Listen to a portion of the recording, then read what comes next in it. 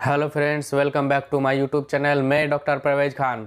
दोस्तों, आज हम dog bite and rabies vaccine से रिलेटेड बहुत सारे सवालों के जवाब के बारे में डिस्कस करेंगे जो आपके मन में डॉग काटने के बाद एवं डॉग काटने से पहले भी घूमते रहते हैं। जैसे कि डॉग बाइट के बाद खाने में क्या नहीं खाना चाहिए, क्या हेल्दी डॉग रेबीज कर सकता है, क्या रेबीज वैक्सीन लेने के बाद भी रेबीज हो सकता है, अगर वैक्सीनेटेड डॉग काट ले तो क्या वैक्सीन लेना ज़रूरी है, क्या पेपीज के बाइट एंड स्क्रैच से रेबीज हो सकता है। जैसे बहुत सारे सवाल आपके मन में ज़रूर आता है जिसका जवाब आपको मालूम नहीं है, तो यह वीडियो आपके लिए है। सो इस वीडियो को एंड तक ज़रूर देखिएगा। पहला क्वेश्चन है, क्या पपीज यानी कुत्ते का पिल्ला के बाइट और स्क्रैच से रेबीज हो सकता है। तो फ्रेंड्स, यूजुअली पपीज का वैक्सीनेशन 12 सप्ताह के बाद शुरू हो जाता है, लेकिन इससे पहले ऐसा हो सकता है कि पपी किसी रेबीज इन्फेक्टेड डॉग के कांटेक्ट में आया हो, तो यह संभावना है कि पपीज के स्क्रैच से भी रेबीज हो जाए। नेक्स्ट क्वेश्चन है, क्या हेल्दी डॉग रेबीज कर सकता है।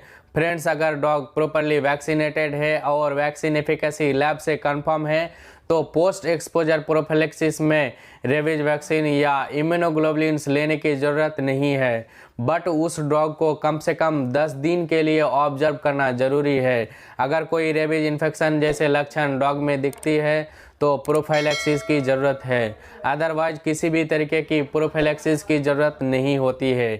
नेक्स्ट है, डॉग बाइट के बाद खाने में क्या नहीं खाना चाहिए। दोस्तों, साइंस ऐसा मानता है कि कोई भी ऐसा एविडेंस नहीं है जो डॉग बाइट के बाद किसी भी तरीके की डाइटरी रिस्ट्रिक्शन को सपोर्ट करता हो, इसलिए खाने में किसी भी तरीके का परहेज करने की ज़रूरत नहीं है। नेक्स्ट क्वेश्चन है, क्या रेबीज का वैक्सीनेशन लेने के बाद भी दोबारा रेबीज हो सकता है। हालांकि रेबीज वैक्सीनेशन के बाद रेबीज होना बहुत ही रेयर है, बट लिटरेचर में कुछ केसेस है जिसमें वैक्सीन फेलियर भी मिला था। अगर एक बार कोई वैक्सीन पहले भी प्री एक्सपोजर प्रोफिलैक्सिस या पोस्ट एक्सपोजर प्रोफिलैक्सिस दे चुका है और उसको दोबारा डॉग बाइट करता है तो उस केस में सिर्फ 2 booster dose of rabies vaccine he required होती है। पहली डोज वैक्सीन के डे 0 पर और दूसरी डे 3 पर लगानी होती है। रीबाइट में इम्यूनोग्लोबुलिन्स की ज़रूरत नहीं है। नेक्स्ट क्वेश्चन है, अगर वैक्सीनेटेड डॉग बाइट करता है तो क्या वैक्सीन लेने की ज़रूरत है। तो इसका जवाब है, अगर डॉग प्रॉपरली वैक्सीनेटेड है और वैक्सीन एफिकेसी प्रॉपरली लैब से कंफर्म है तो इस केस में कोई भी वैक्सीनेशन लेने की ज़रूरत नहीं है, otherwise proper post exposure prophylaxis ही लेना चाहिए। अगर कोई व्यक्ति रेबीज वैक्सीन लेने के बाद सोर थ्रोट या वीकनेस की शिकायत महसूस करता है तो ये क्या रेबीज के सिम्टम्स है।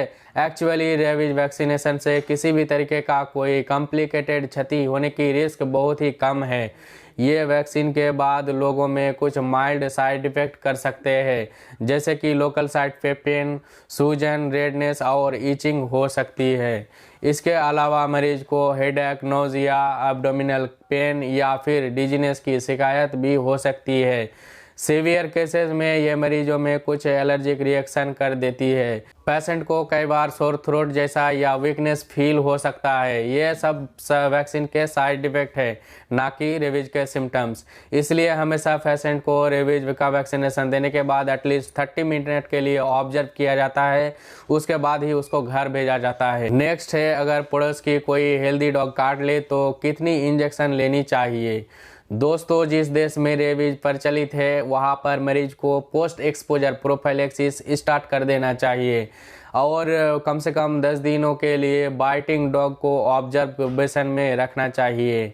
अगर कोई कुत्ता रेबीज से संक्रमित है तो वो यूजुअली 1 से 7 दिनों में रेबीज के साइन एंड सिम्टम्स शो कर देता है या डेथ कर जाता है, इसलिए 10 दिन का ऑब्जर्वेशन पीरियड ज़रूरी है।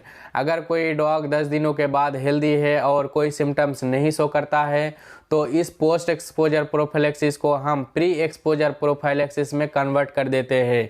प्री एक्सपोजर प्रोफाइलैक्सिस में वैक्सीन की 3 डोज देनी होती है। फर्स्ट डोज पहले दिन में, दूसरा डोज 7वें दिन में और थर्ड डोज पहले डोज के 21 से 28 दिन के दी जाती है।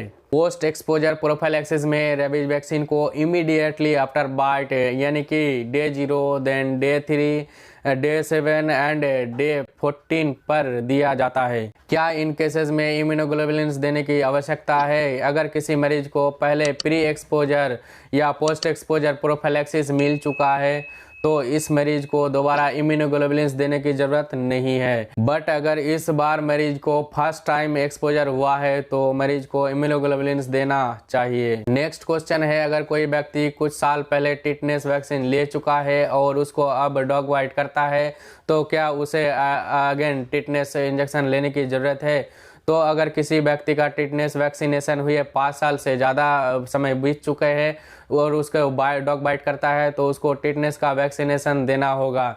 लेकिन अगर किसी व्यक्ति का टिटनेस वैक्सीनेशन स्टेटस अननोन है, यानी कि टिटनेस वैक्सीनेशन का टाइमिंग अननोन है या लाइफ टाइम में उसने 3 बार से कम टिटनेस वैक्सीनेशन लिया है तो मरीज को इस समय टिटनेस इम्यूनोग्लोबुलिन्स और टिटनेस टॉक्साइड दोनों ही देने की ज़रूरत है। नेक्स्ट है, अगर किसी व्यक्ति को कुछ साल पहले रेबीज से इन्फेक्टेड डॉग ने काटा था बट उस समय वह व्यक्ति वैक्सीनेट नहीं हुआ था तो क्या उसको अब वैक्सीनेट किया जा सकता है? अगर कोई व्यक्ति रेबीज डॉग के काटने का काफ़ी समय बाद वैक्सीनेशन के लिए आता है तो उसे एक flash case of dog bite समझ के ही ट्रीट करना चाहिए और उसको प्रॉपर पोस्ट एक्सपोजर प्रोफिलैक्सिस देना चाहिए। तो दोस्तों आज के वीडियो में बस इतना ही और मैं आशा करता हूँ इस वीडियो के द्वारा आपको रेबीज वैक्सीनेशन के बारे में बहुत सारे सवालों के जवाब आपको मिला होगा। इसके अलावा अगर आपके मन में कोई सवाल है तो आप मुझे नीचे दिए हुए कमेंट सेक्शन में ज़रूर पूछें और हमारे साथ बने रहिए। Thank you very much.